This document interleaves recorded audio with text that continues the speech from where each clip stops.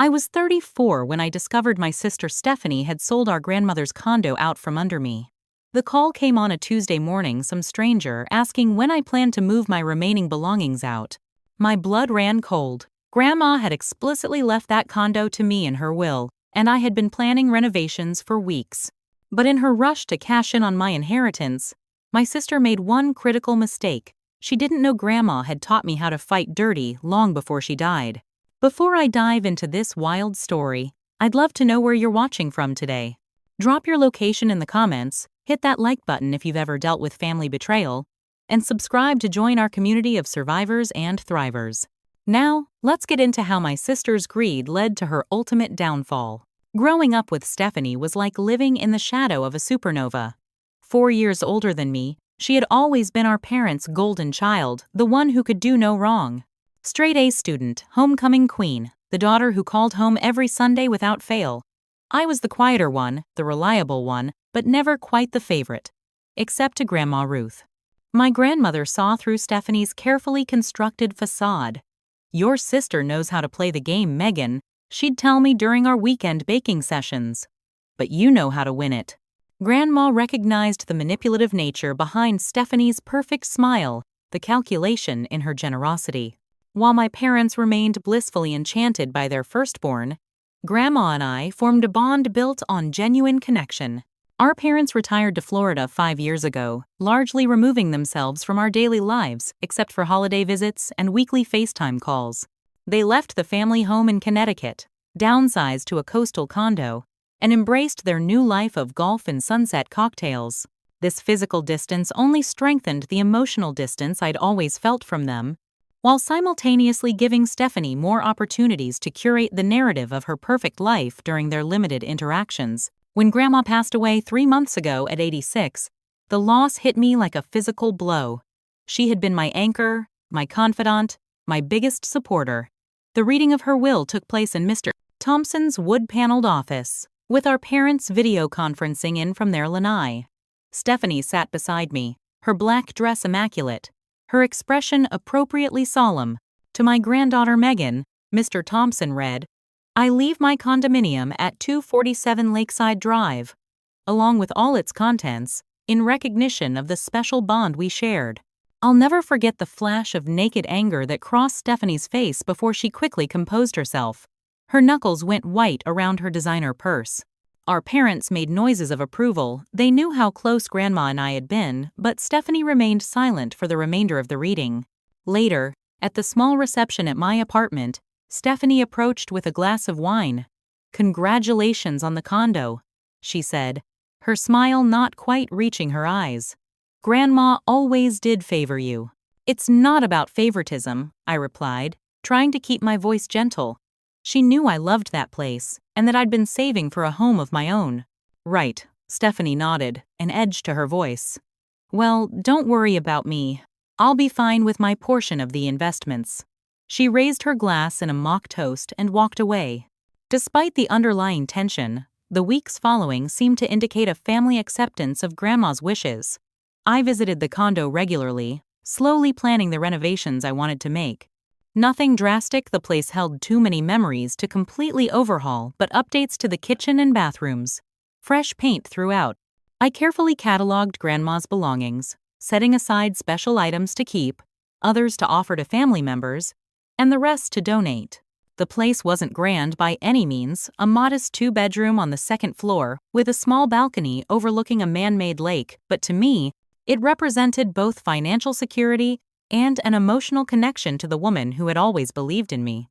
I'd spent countless weekends there with Grandma, cooking in her kitchen, helping with her garden on the small patio, listening to her stories of growing up during the Depression.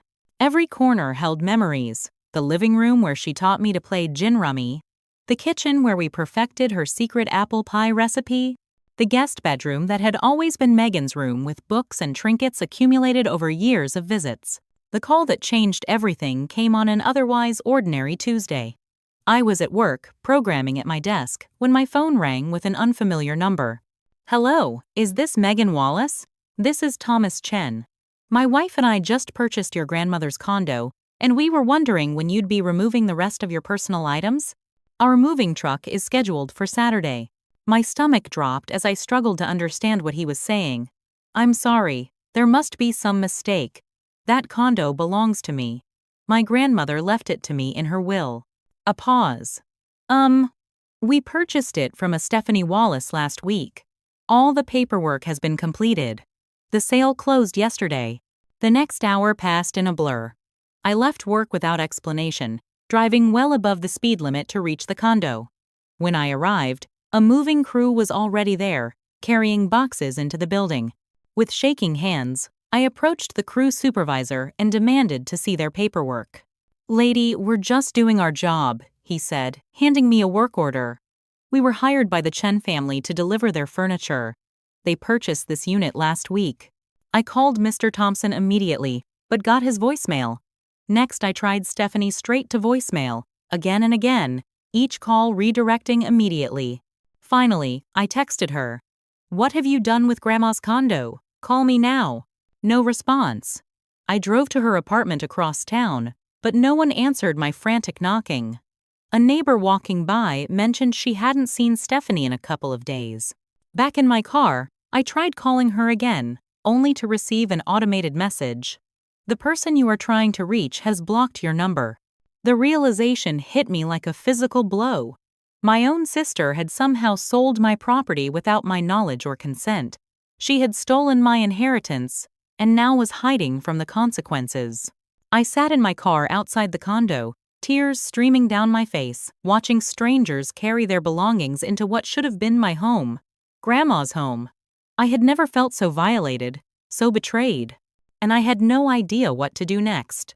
The next morning, after a sleepless night and dozens of unanswered texts to Stephanie, I sat in David Thompson's office. David had been our family lawyer for 20 years and had handled Grandma's estate. "This is unprecedented," he said, reviewing the will again. "There's no question the property was legally yours. Your grandmother's wishes were explicit." He removed his glasses and rubbed the bridge of his nose. "If your sister somehow sold the property, we're looking at multiple criminal offenses: fraud, forgery, grand theft, not to mention the civil damages." "How could this even happen?" I asked, my voice hoarse from crying. "Don't you need all kinds of documentation to sell property?" "You do," he confirmed, "which means either someone failed to do their due diligence, or your sister found a way around the safeguards." He began typing on his computer. "Let's start by checking the county records to see exactly what was filed." 2 hours later, we were at the county records office, reviewing the recently filed deed transfer. There it was in black and white, my signature on the closing documents. Except it wasn't my signature. It was a reasonable facsimile, but definitely not mine. "This is forgery," David said quietly. "And look at the notary stamp, Jessica Parker at Lakeview Realty." He pulled out his phone. "I know Jessica. Let's see if she can meet us now." Jessica Parker's office was decorated with framed top seller certificates and family photos. She greeted David warmly before turning to me with a puzzled expression. "Miss Wallace, I'm confused. Didn't we just complete your grandmother's condo sale last week?" "That's why we're here, Jessica," David interjected. "This is Megan Wallace. The woman you dealt with was her sister, Stephanie." Jessica's face paled. "That's impossible." She showed me ID, a driver's license with her photo that said Megan Wallace. "Fake," I said flatly. "She stole my identity to sell property that wasn't hers to sell." Jessica's professional composure crumbled as the implications dawned on her. Oh my God, I could lose my license over this. She pulled a file from her cabinet with shaking hands. "Here's everything from the transaction." I swear I checked her identification. The file contained copies of all the sale documents, including a photocopy of a fraudulent driver's license with Stephanie's photo and my information. The sale price: $425,000 cash. The buyers: Thomas and Lily Chen.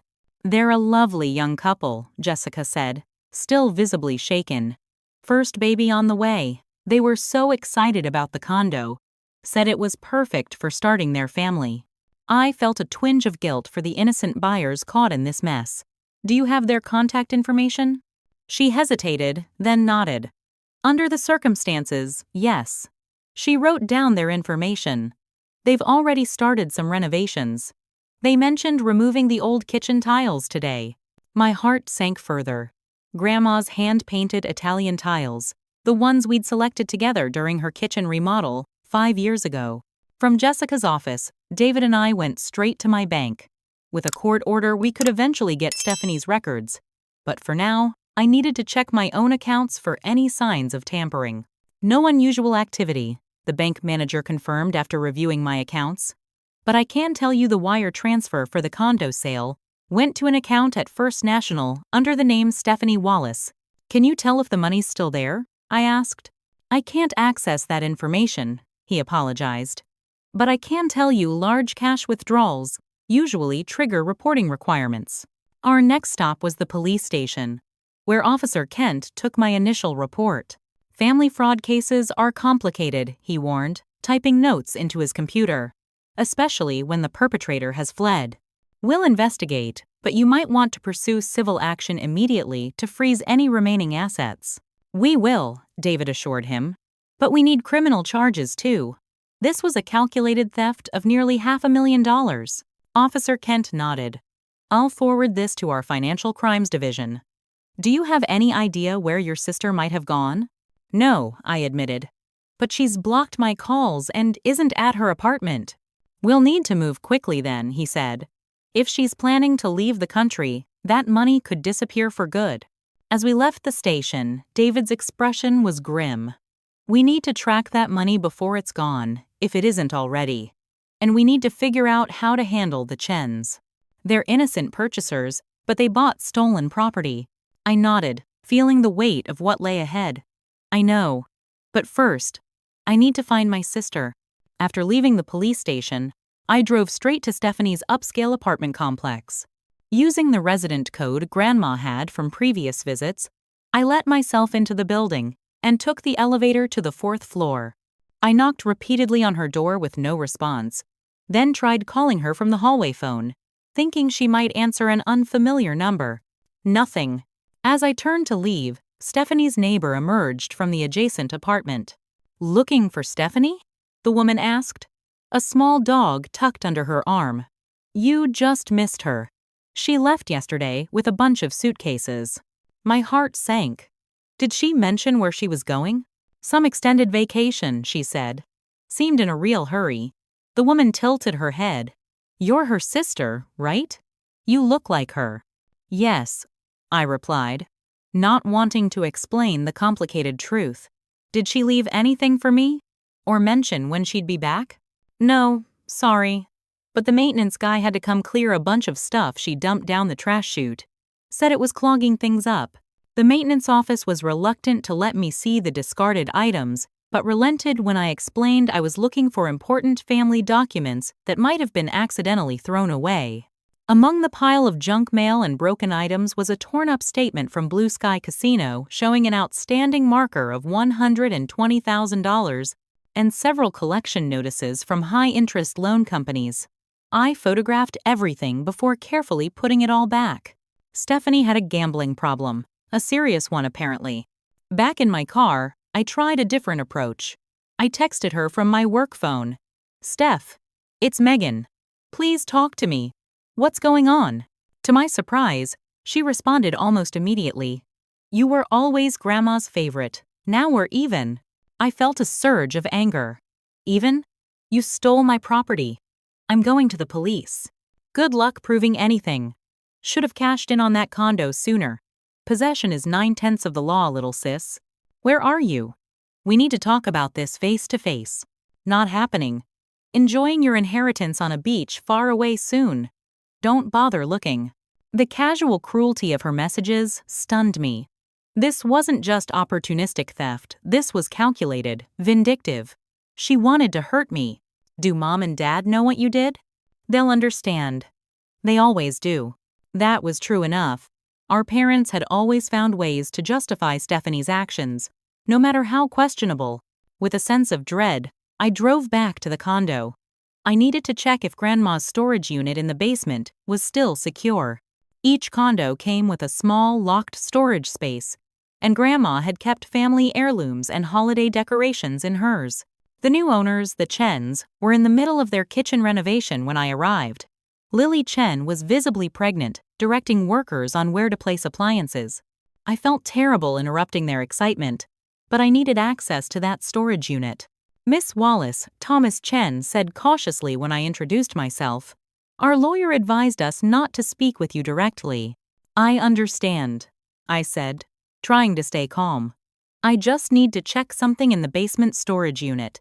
It should still have my grandmother's belongings in it. The Chens exchanged glances before Thomas nodded. The realtor gave us the key, but we haven't been down there yet. The storage unit was empty. Completely cleared out. The antique Christmas ornaments Grandma had inherited from her mother, the handmade quilts from her grandmother, the photo albums chronicling our family history all gone. I leaned against the wall, fighting back tears. Stephanie hadn't just taken the condo. She'd erased our history. That evening, I finally worked up the courage to call our parents. My father answered, his voice cheerful until I explained why I was calling. There must be some misunderstanding, he said immediately. Stephanie wouldn't do something like that. Dad, she forged my signature. She stole my inheritance and emptied Grandma's storage unit. The police are involved now. A long pause. Have you tried talking to her? I'm sure there's a reasonable explanation. She's blocked my calls and emptied her apartment. She's planning to leave the country. I heard my mother's voice in the background, asking questions. Then my father's muffled explanation. Megan. My mother came on the line. Her voice, that familiar mix of concern and reproach. Family matters should stay within the family. If your sister made a mistake? She committed multiple felonies. She's always been impulsive, but she wouldn't do this without reason, my mother insisted.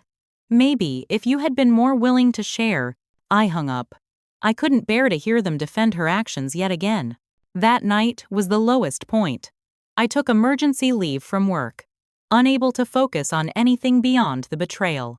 I sat in my apartment surrounded by the few mementos I had of Grandma, a crocheted blanket, the recipe cards I'd copied from her collection, a framed photo of us from my college graduation. Everything else was gone. My inheritance, my future security, the home where I'd planned to build my life. All taken by the person who should have protected me second only to our parents. I felt completely alone. Around midnight, unable to sleep, I began scrolling through Stephanie's social media accounts. She hadn't blocked me there, either out of oversight or because she wanted me to see what she posted. And there it was, photo after photo of Stephanie wearing Grandma's jewelry. The pearl necklace Grandpa had given her on their 50th anniversary. The diamond earrings that should have been mine according to the will. Even Grandma's wedding ring. Caption after caption about finally getting my share and treating myself after years of being second best. And the final confirmation of my fears.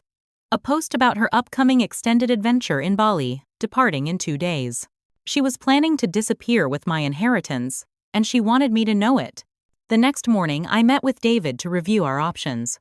His normally neat office was covered with documents related to my case property records, the fraudulent sale papers, printouts of Stephanie's social media posts. We need to move quickly, he said, circling Thursday's date on his calendar, Stephanie's planned departure. I've filed emergency motions to freeze her assets, but if she's converted cash to cryptocurrency or prepaid debit cards, she could still leave the country with substantial funds. What about the condo? I asked, the loss still sharp and fresh. That's more complicated, he admitted. The Chens are innocent purchasers. They paid fair market value and had no reason to suspect fraud. Unwinding the sale could take months of litigation. And Grandma's belongings? The heirlooms Stephanie took? David's expression softened. We can file theft reports for items specifically mentioned in the will, but for the rest. He trailed off. We both knew the reality by the time any of this was resolved. Those treasured items would likely be long gone, sold to strangers or discarded.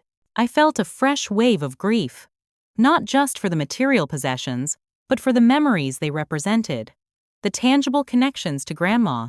I need to go through my own things, I said suddenly. Grandma gave me boxes of her papers before she moved to the condo. Maybe there's something there that can help. David nodded encouragingly.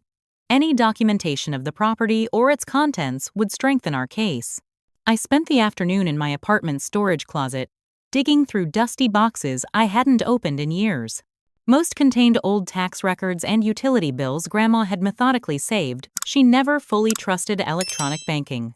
But at the bottom of the last box, I found a worn leather study box with a small brass lock.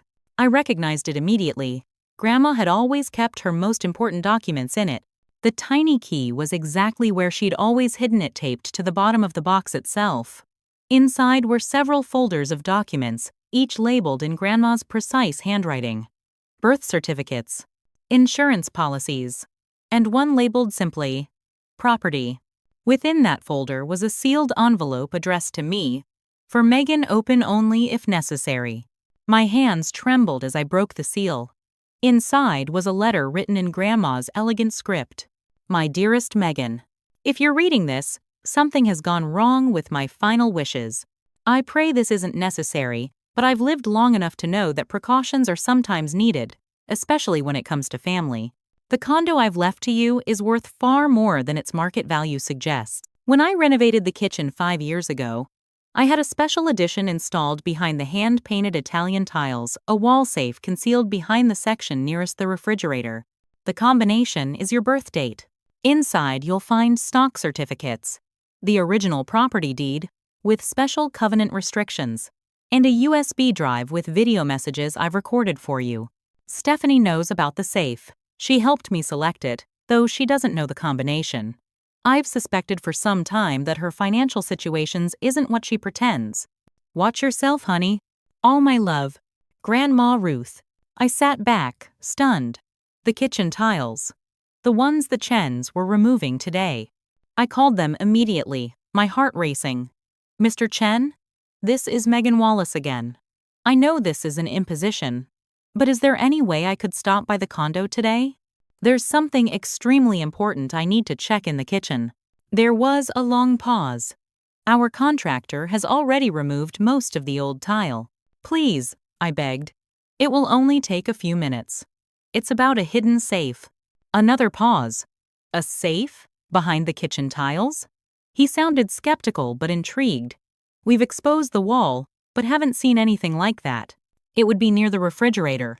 Please, this could change everything about the legal situation. 20 minutes later, I was standing in what used to be Grandma's kitchen. The beautiful hand-painted tiles had been removed, stacked in boxes for disposal. The wall behind where the refrigerator had stood was now exposed. The drywall partially cut away by contractors. And there it was, a small metal safe, painted to match the wall color. Nearly invisible, unless you knew to look for it. I had no idea this was here, Thomas Chen said, watching as I approached it. The home inspector didn't mention anything about a safe. With trembling fingers, I entered my birth date, the 15th of June 2088. The safe clicked open. Inside, just as Grandma had promised, was a folder containing stock certificates, blue-chip companies with a current value of approximately $300,000. There was the original property deed with unusual covenant restrictions that might complicate the Chen's ownership. And most precious of all, a small USB drive labeled for Megan. What is all this? Lily Chen asked, one hand resting protectively on her pregnant belly. Evidence, I said simply, gathering the contents carefully. And possibly a way to resolve this situation so everyone wins except my sister. Back at my apartment, I plugged the USB drive into my laptop. It contained several video files, each dated and labeled. I clicked on the most recent one, recorded just a month before Grandma passed away. Grandma's face filled my screen. Though clearly frail, her eyes were sharp and alert as ever. Hello, my dear girl. If you're watching this, then I'm gone, and something has happened just as I feared it might. I've seen how Stephanie looks at what I have, how she resents our special bond. I've tried to love her equally, but she's never allowed it. I suspect she might try to contest my will or otherwise interfere with your inheritance.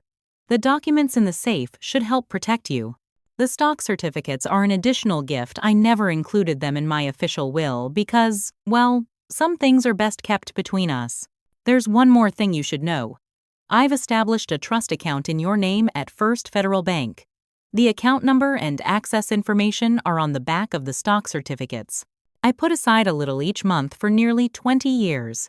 It's not a fortune, but it should help if Stephanie has caused trouble. Remember what I always told you about fighting back, Megan? Not with cruelty, but with intelligence and preparation. I love you, sweetheart. Make me proud. The video ended, and I sat in silence, tears streaming down my face. Even from beyond the grave, Grandma was protecting me, providing exactly what I needed when I needed it most. And Stephanie, in her greed and haste, had made the critical mistake of not checking for the safe she knew existed before selling the condo.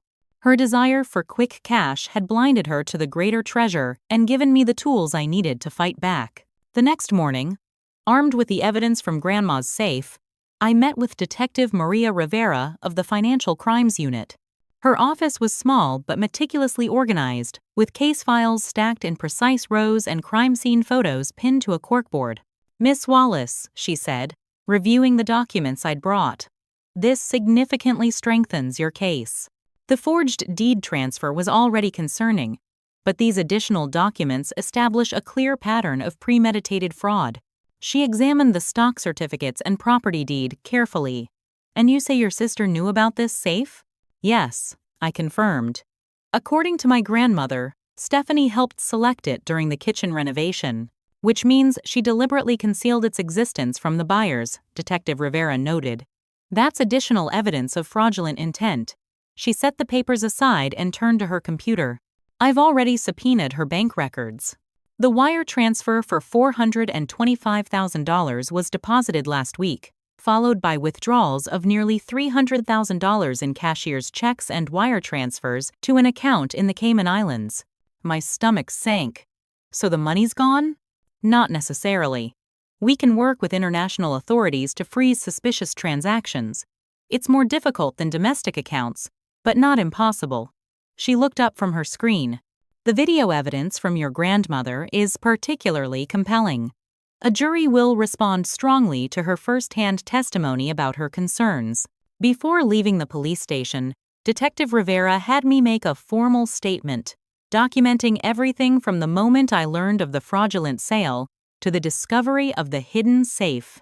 She also took possession of the USB drive, making a copy for evidence while returning the original to me.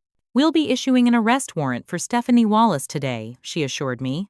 "If she attempts to leave the country, she'll be flagged at the airport." My next stop was the office of Sarah Jenkins, a real estate attorney David had recommended. Unlike David's traditional office, Sarah's was sleek and modern, with glass walls and minimalist furniture. "What a mess," she said bluntly after reviewing my documents. "But not unsolvable." She tapped a manicured nail against the property deed. "These covenant restrictions are interesting. Your grandmother added a clause prohibiting sale without approval from the condo board, which apparently wasn't obtained during this transaction. What does that mean for the Chens?" I asked, thinking of the pregnant Lily and their excitement about their new home. "It gives us leverage, but it also complicates things. They're innocent purchasers, but technically, the sale violated covenant restrictions." Sarah leaned back in her chair. "Here's what I recommend. Rather than trying to unwind the sale, which would be lengthy and painful for everyone, we pursue financial restitution from your sister while negotiating a separate solution for the Chens." "What kind of solution?" "The stock certificates your grandmother left you are worth approximately $300,000. The condo sold for $425,000. What if we offered to purchase a comparable condo for the Chens? They get a home without the legal cloud hanging over it, and you recover your inheritance, if not the exact same property." It wasn't perfect, nothing could replace Grandma's actual condo and the memories it held, but it seemed like the most humane solution for the innocent family caught in Stephanie's web. As we discussed the details, my phone buzzed with a text from Rebecca, my closest friend since college. "Just saw your message. Coming over tonight. No arguments, bringing wine and takeout." A small weight lifted from my chest. After days of dealing with this nightmare alone, the thought of Rebecca's practical support was immensely comforting. Before meeting Rebecca that evening, I made two more important stops. First, I visited the bank where Grandma had established the trust account mentioned in her video. As she'd promised, the account information was written on the back of the stock certificates, along with a note authorizing me as the beneficiary. The account contained just over $115,000, not enough to buy a new condo outright, but combined with the stocks, it put a solution within reach. My second stop was to interview Grandma's longtime friend, Eleanor Jackson, who had been present when Stephanie had made concerning comments at Grandma's birthday party last year. "Oh yes," Eleanor confirmed, pouring tea in her small apartment filled with houseplants. "I remember it clearly. Your grandmother had just mentioned updating her will, and Stephanie made quite a scene in the kitchen. Said something about making sure things were distributed fairly this time, and that she wouldn't be cheated again. Your grandmother was quite shaken afterward. Would you be willing to provide a formal statement about this?" I asked. Eleanor nodded firmly. "Ruth was my dearest friend for over 40 years. I won't let her final wishes be disrespected." That evening, Rebecca arrived with Thai food, wine, and her signature no-nonsense attitude. After I recounted everything that had happened, she immediately began organizing the scattered documents covering my coffee table. "You need a system," she declared, creating labeled folders. Evidence, legal strategy, financial options, Chen family solution. She worked methodically while I ate my first proper meal in days. "And you're staying with me until this is resolved. This apartment is depressing, and you need someone to make sure you actually sleep." I started to protest but realized she was right. The emotional toll of the past few days had left me exhausted and disoriented. Having Rebecca's guest room as a sanctuary and her practical presence as support would be invaluable. While we organized, my phone rang with news from David. "The judge granted our emergency motion," he announced. "Stephanie's known accounts are frozen, though we're still working on the international transfers." "Will that stop her from leaving the country?" I asked. "It limits her resources, but no, not directly. That's up to the police and the arrest warrant." He paused. "Have you heard anything from her?" "Nothing since those text messages yesterday." After we hung up, Rebecca suggested we try a different approach. "She's been flaunting everything on social media, right? Maybe we can use that against her." Following Rebecca's advice, I sent Stephanie a deliberately misleading text. "Just discovered what you missed at the condo. The most valuable thing wasn't what you thought." Grandma was smarter than both of us. Within minutes, Stephanie replied, "You're bluffing. I got everything worth having." I smiled grimly at Rebecca. She took the bait. I responded, "You didn't check behind the kitchen tiles, did you? Too bad. The safe contents are now with the police." Her response was immediate and revealing. "What safe contents? There was nothing but paperwork in there." I checked. Rebecca raised her eyebrows. "Gotcha. She just admitted she knew about the safe, and that she accessed it before selling the condo," I added, forwarding the exchange to Detective Rivera and David. For the first time since this nightmare began, I felt a glimmer of hope. Grandma had outmaneuvered Stephanie from beyond the grave, providing exactly the evidence I needed when I needed it most. The trap had been set, and Stephanie had walked right into it. Armed with the mounting evidence and bolstered by Rebecca's support, I decided it was time to confront Stephanie directly. Detective Rivera advised against it, but agreed to station an unmarked car near Stephanie's apartment building in case the confrontation provided an opportunity for arrest. "We're still working on the warrant," she explained, "but if she makes any incriminating statements or attempts to flee, we can detain her." I stood outside Stephanie's door the next morning, Rebecca waiting in the car as backup. My heart pounded as I knocked firmly. To my surprise, the door opened almost immediately. Stephanie stood there in designer loungewear, her expression shifting from expectation to shock. "You," she said flatly. "How did you find me?" "I moved back yesterday."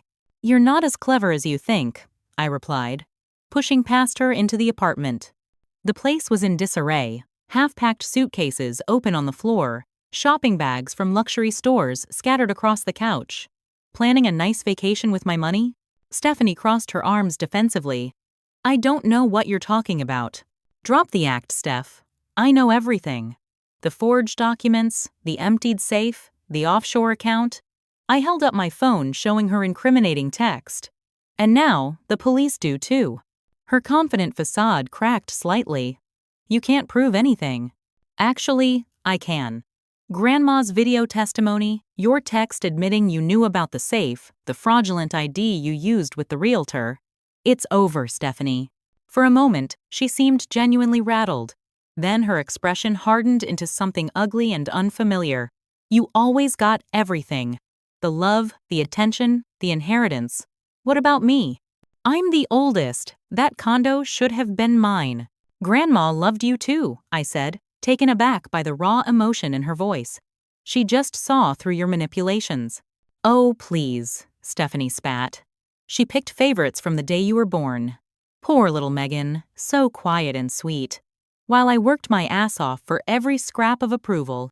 This isn't about Grandma's approval. It's about you committing multiple felonies. You stole my inheritance, Stephanie.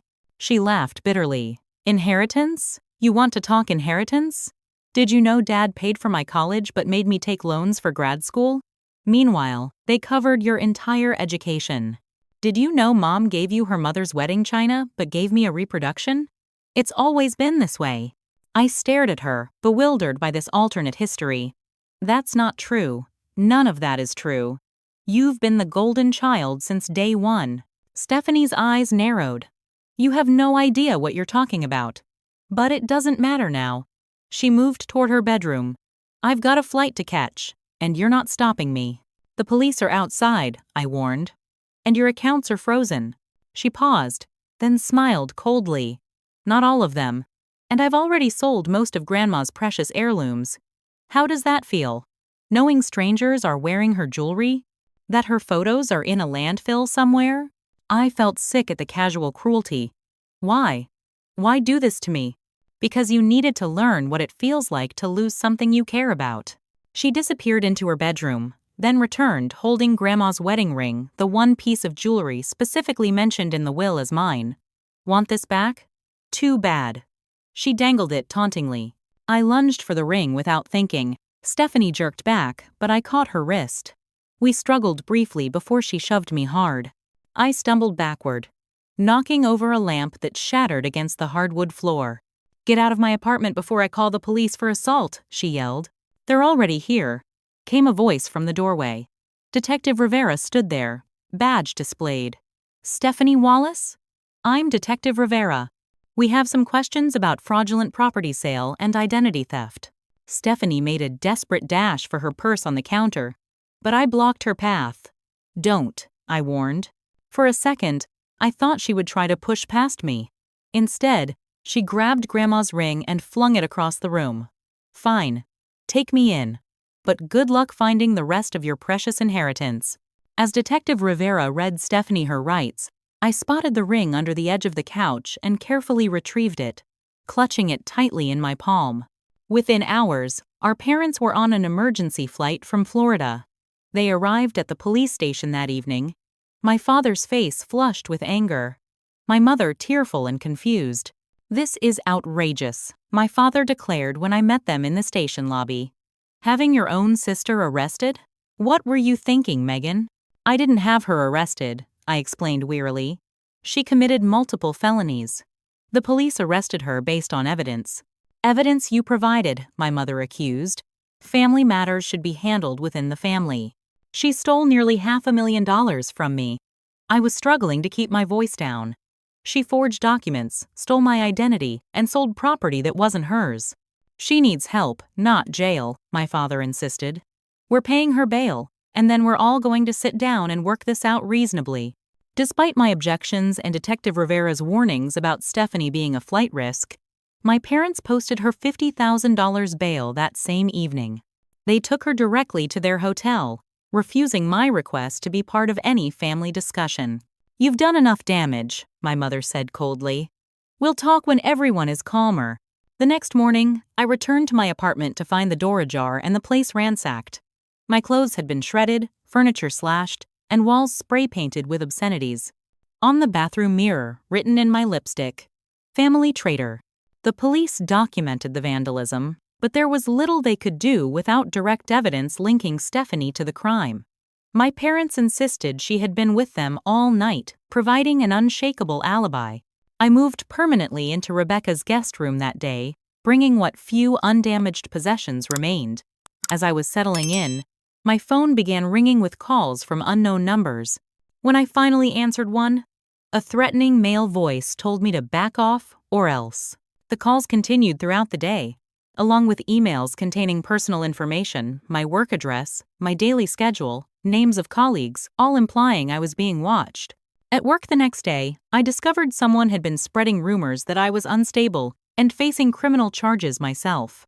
My boss called me into his office to discuss concerns about recent behavior. It took hours to explain the situation and provide documentation proving I was the victim, not the perpetrator. Though he seemed to believe me, the damage to my professional reputation was already spreading. The final escalation came 3 days after Stephanie's arrest and release. Thomas Chen called me, his voice shaking. "Someone came to our condo," he said. "A woman matching your sister's description. She told my wife our baby would be in danger if we testified against her. Lily is so upset she's having contractions. We're at the hospital now." I felt a wave of horror and guilt. "I'm so sorry, Mr. Chen. Please, let the police know immediately. This has gone too far." "We already have," he replied. "But we're scared. We just wanted a home for our baby." After hanging up, I sat on Rebecca's couch, overwhelmed by how quickly everything had spiraled out of control. Stephanie wasn't just trying to keep the money anymore. She was actively trying to destroy my life and threatening an innocent pregnant woman. The sister I thought I knew would never have gone this far. I was facing a stranger wearing my sister's face, and I had no idea how to stop her. The threats against the Chen family crossed a line that even my parents couldn't defend. When Detective Rivera showed them the hospital security footage of Stephanie entering the maternity ward where Lily Chen was being monitored for premature contractions, they finally fell silent. "We need an emergency restraining order," David told me the next morning. "Not just for you, but for the Chens as well. This behavior shows escalating instability." The hearing was scheduled for that afternoon. I sat nervously in the courtroom, watching as Stephanie entered with our parents and an expensive-looking attorney. She had transformed her appearance since her arrest: conservative dress, subtle makeup, hair pulled back neatly, looking every bit the wrongfully accused. Judge Howard Brennan, a stern-faced man in his 60s, reviewed the evidence carefully. The vandalism photos, threatening call logs, hospital security footage, and statements from the Chens. "Miss Wallace," he addressed Stephanie, "these are serious allegations. Do you have anything to say in your defense?" Stephanie's attorney stood. "Your Honor, my client categorically denies any involvement in threatening behavior. The security footage is inconclusive at best, and there's no direct evidence linking Miss Wallace to the vandalism or calls.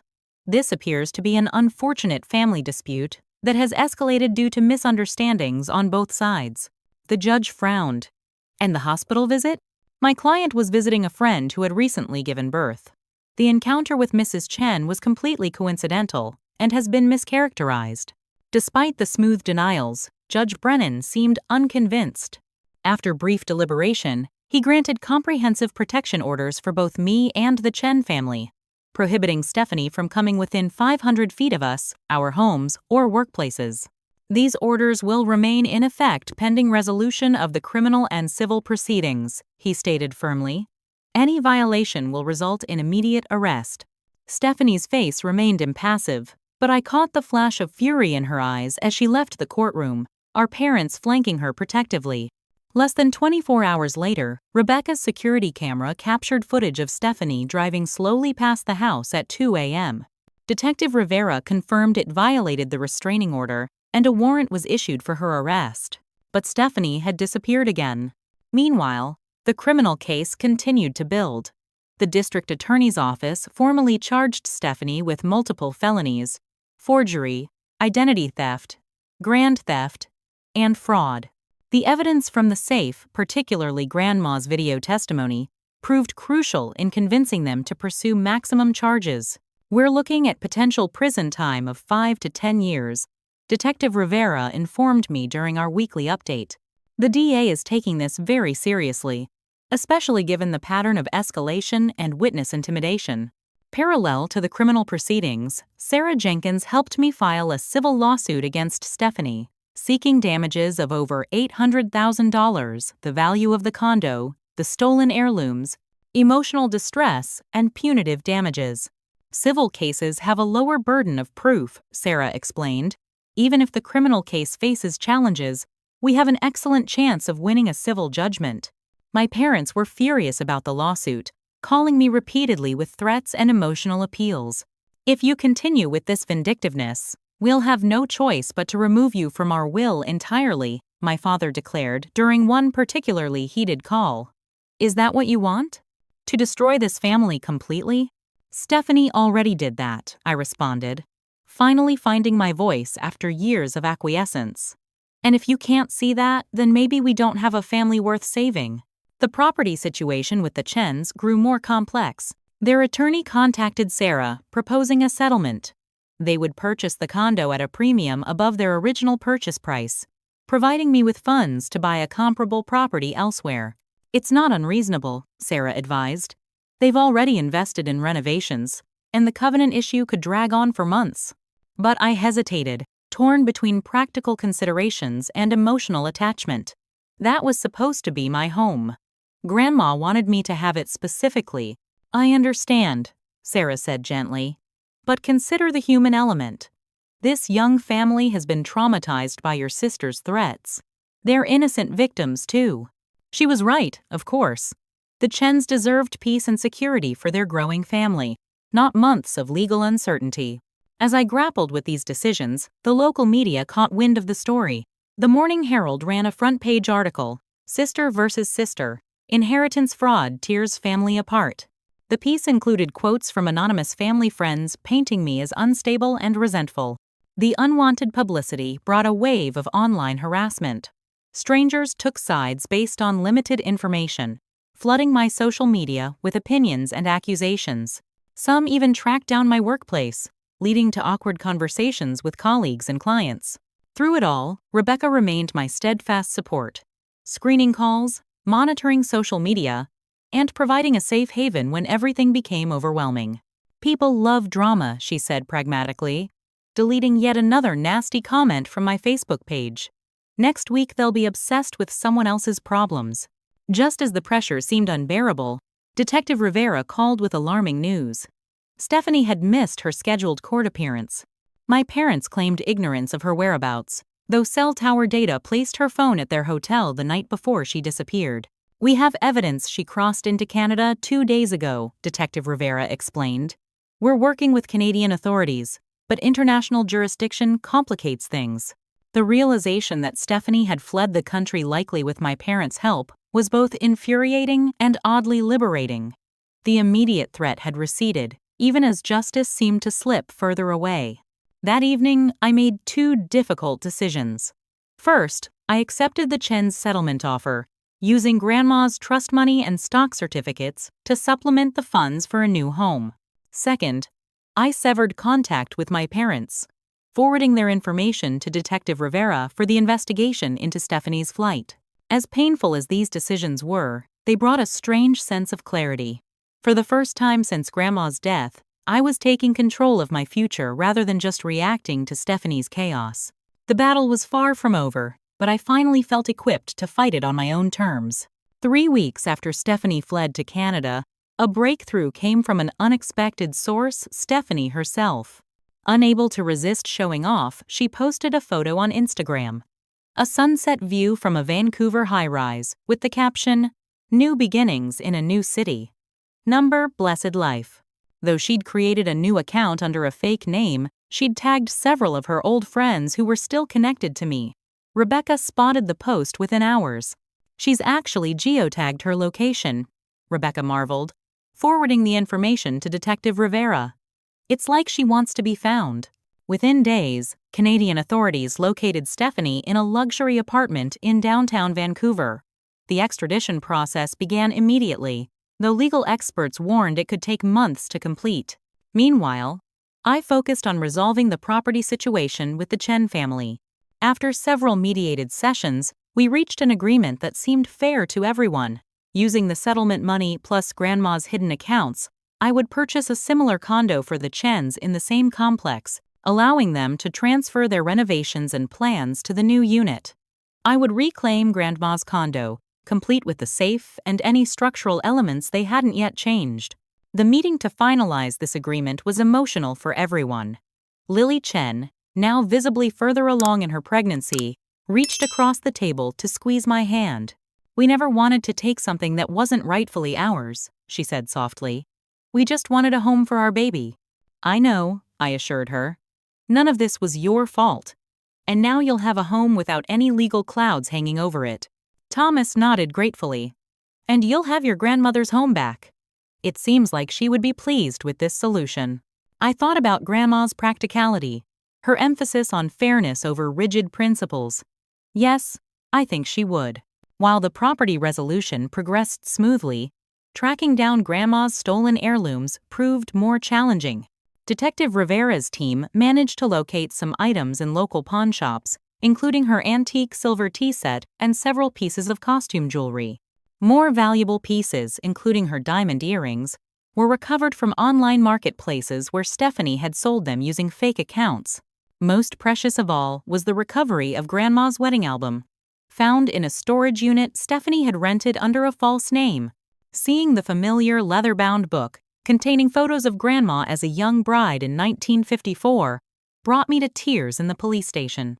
"She couldn't even sell this," I said to Detective Rivera, carefully turning the fragile pages. "She just wanted to keep it from me." "Some people cause pain because they're in pain," the detective observed. "Doesn't excuse it, but might explain it." After 2 months of legal proceedings in Canada, Stephanie was finally extradited back to the United States. Her court appearance was subdued compared to the dramatic events that preceded it. Looking thinner and less polished than I remembered, she barely glanced at me as she entered her plea. Facing overwhelming evidence, Stephanie accepted a plea deal, guilty to forgery, fraud, and grand theft, with charges of witness intimidation dropped in exchange for full financial restitution.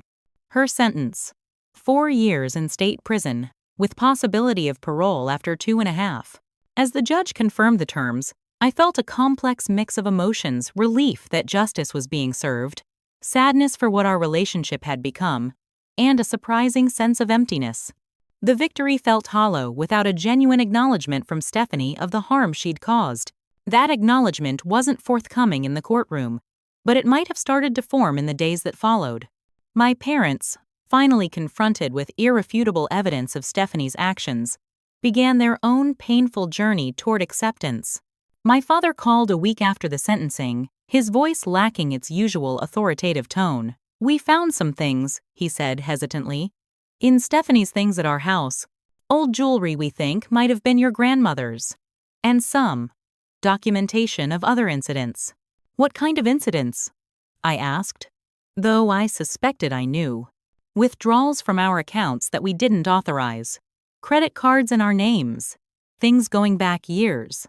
He paused. "We should have seen it sooner. Should have listened to you." It wasn't quite an apology, but it was a start. We arranged a meeting neutral territory at a restaurant halfway between their hotel and Rebecca's house. Over a tense dinner, they returned a box containing several of Grandma's missing items and tentatively suggested family therapy sessions. "We want to understand how things got this bad," my mother said, tears in her eyes. "And maybe find a way forward, if you're willing." I agreed to monthly sessions, not yet ready for more frequent contact but unwilling to close the door completely on reconciliation. The final piece of the resolution came when I moved back into Grandma's condo, my condo now, legally and emotionally. The Chens had already relocated to their new unit, taking their renovations and new appliances with them. The kitchen was partially dismantled, the living room bare of furniture, but it was mine again. Walking through the empty rooms, I could almost feel Grandma's presence, not in a supernatural way, but in the memories that filled every corner. Here was where we'd played cards during power outages. There was where she'd taught me to mend a hem. The balcony where we'd watched sunsets and shared secrets. During the renovation, contractors discovered additional notes from Grandma hidden in the walls, little time capsules she'd left during previous remodels.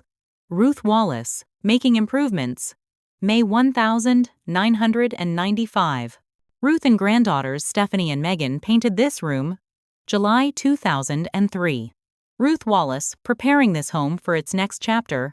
September 2019. each note was a testament to her foresight, her connection to this space, and her desire to leave something meaningful behind. Not just property, but legacy. Not just assets, but memories. As I hung Grandma's recovered wedding photo on the freshly painted wall, I realized that though much had been lost in this ordeal, something essential had been preserved, the sense of home and belonging that Grandma had always represented. 1 year after Stephanie's sentencing, I hosted a small gathering in my fully renovated condo. Rebecca was there, along with a few close friends. The Chens, with their 6-month-old daughter Ruth, named. They told me, after my grandmother, whose indirect influence had given them their home, and, somewhat tentatively, my parents. The past year had been one of slow, sometimes painful rebuilding.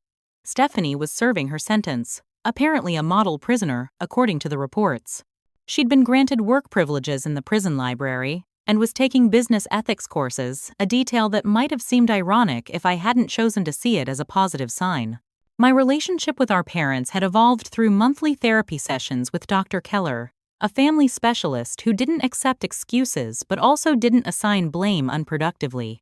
My father had gradually moved from defensive justification to genuine reflection on his parenting. My mother had begun to recognize her pattern of enabling Stephanie's worst behaviors out of misplaced maternal protection. "We always thought Stephanie needed more support because she seemed less grounded than you," my mother explained during one particularly breakthrough session. "You were always so capable, so independent. We never realized that our attention wasn't divided equally, and we never saw that Stephanie's needs were often manufactured crises," my father added. "While your stability was taken for granted rather than appreciated, these revelations didn't instantly heal decades of family dynamics, but they created space for a new kind of relationship, one based on honest recognition rather than comfortable illusions." As my guests mingled in the living room, I slipped away to the bedroom to retrieve something I'd been saving for this moment.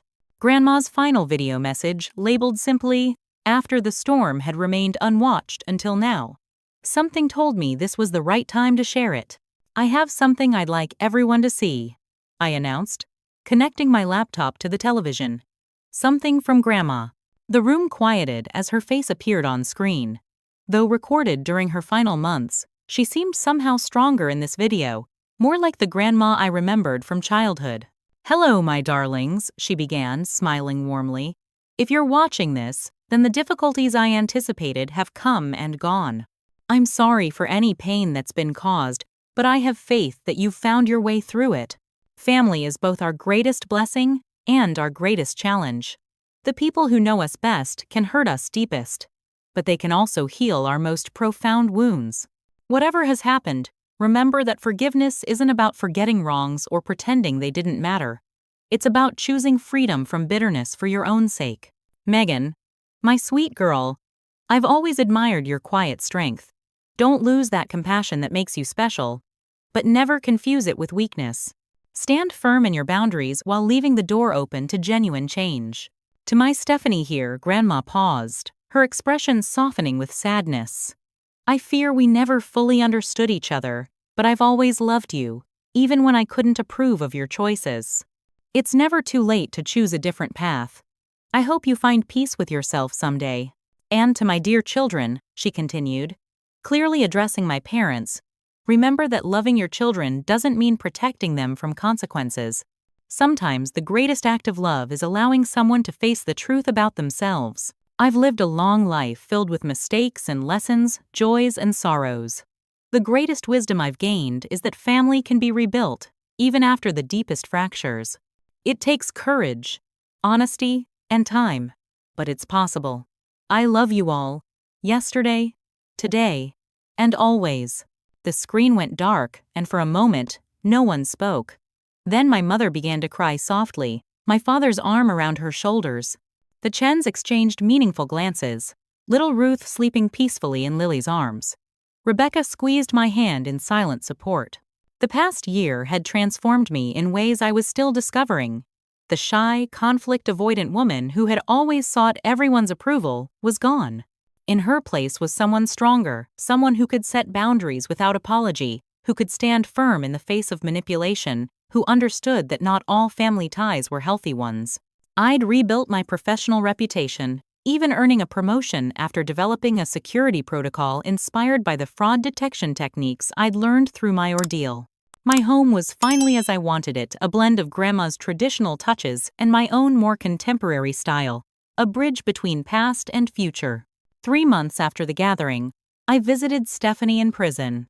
I'd resisted previous suggestions to do so, not yet ready for that confrontation. But something in Grandma's final message had resonated, making me wonder if there might be value in seeing her face to face. The meeting was awkward, tense, nothing like the dramatic reconciliations in movies. Stephanie looked different, her designer clothes replaced by prison-issue garments, her carefully maintained appearance more natural and subdued. She seemed smaller somehow, less intimidating than in my memories. "You look good," she said after the initial silence, her eyes not quite meeting mine. "Thanks," I replied, unsure how to navigate this unfamiliar territory. We talked haltingly about neutral topics, the book she was reading in the prison library, the courses she was taking, my recent promotion. Neither of us mentioned the condo or the money or the betrayal that had landed her here. But as our time drew to a close, Stephanie finally looked directly at me. "I've been thinking a lot about Grandma," she said quietly, "about why she left the condo to you instead of splitting everything equally." I tensed, prepared for accusations. But they didn't come. "I think she knew you'd appreciate it," Stephanie continued. "Not just the monetary value, but the home itself. All the memories. I never really saw that. I just saw things to be acquired." She paused. "I'm not saying I've completely changed or that what I did wasn't terrible, but I'm trying to understand it better." It wasn't an apology, but like my father's halting acknowledgement months earlier, it was a start. A small crack in the wall of justification and denial. "We may never be close," I said honestly, "but we don't have to be enemies." She nodded, accepting this limited olive branch. "I'd like to see Mom and Dad, if they're willing. I'll let them know." As I drove home from the prison, I reflected on Grandma's true legacy. Not the condo or the money, but the resilience she had modeled throughout her life. The ability to face hard truths without being destroyed by them. The courage to rebuild after loss. In her final letter to me, she had written, "The best revenge is a life well lived."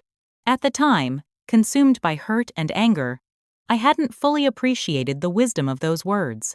Now, as I pulled into the parking space of my home, my rightful home, I understood.